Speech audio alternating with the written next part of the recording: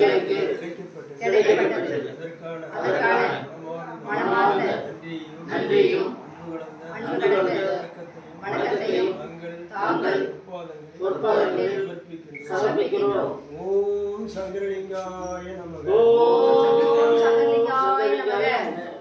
கள்ளக்குறிச்சி மாவட்டம் உளுந்தூர்பேட்டை வட்டம் புலூர் கிராமத்தில் அமைந்திருக்கும் சமரசுத்த சத்திய சன்மார்க்க சங்க அறக்கட்டளை என்னும் இந்த சித்தர் பீடத்தில் இன்றைய உபயமாக மக்களுக்கு அன்போடு அறுசுவை உணவு அளிக்கக்கூடிய அன்பர், எங்கே கருணை இயற்கையில் உள்ளன அங்கே விளைந்த அன்பறிந்துவது என்று வள்ளற் பெருமான் சொன்னது போல உண்மையான தர்ம சிந்தனையும் உண்மையான தர்ம குணமும் அன்பும் அடக்கமும் உண்மையும் ஒழுக்கமும் புரிந்திய ஐயா மோசிக்கீரன் அவர்கள், அவர் விழுப்புரத்தைச் சேர்ந்த நம் கனிவேல் சிவராஜ் அவர்களுடைய அன்பரும் நண்பருமானவர்.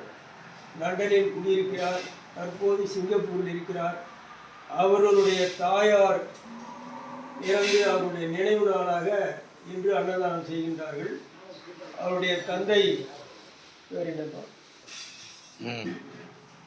ஐயா உயர்திரு ஐயா மோசிக்கீரன் அவர்களுடைய தாயார் மரகதம்மா அவர்கள் அவருடைய நினைவு நாளாக செய்கின்றார்கள். அவருடைய தந்தை இறங்குபவன்.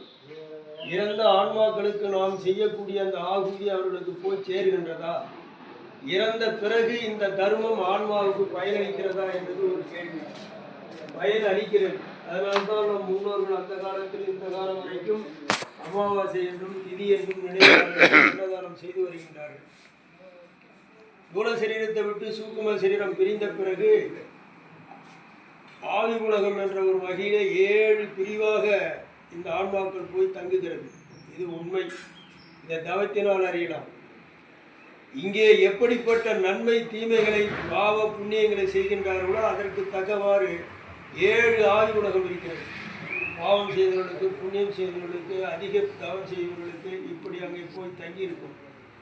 அப்படி சில காலம் இங்கே எப்படி வயது குறிப்பிட்டிருக்கிறதோ அப்படி அந்த ஆவி உலகத்திலிருந்து அமர உலகத்திலிருந்து திரும்ப அது பிறவி பாவ புண்ணியம் தக்கவாறு அது எடுக்கும்.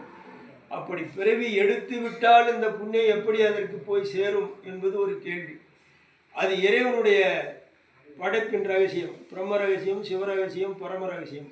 அது எத்தனை பிறவி எடுத்தாலும் அதன் முன்னோர்கள், அதன் வாரிசு முன்னோர்கள் செய்யக்கூடிய அந்த பிரார்த்தனையும் தர்மமும் அந்த ஆன்மாவுக்கு போய் சேரும். அப்படி ஐயா செய்யக்கூடிய இந்த தர்மமாகப்பட்டது அவங்க தாயார் மரகதம்மாளுடைய ஆன்மா நற்கதி அடையவும் புண்ணிய உலகத்தை போய் சேரவும் அருட்பெருஞ்சோதி ஆண்டவர் அருள் செய்ய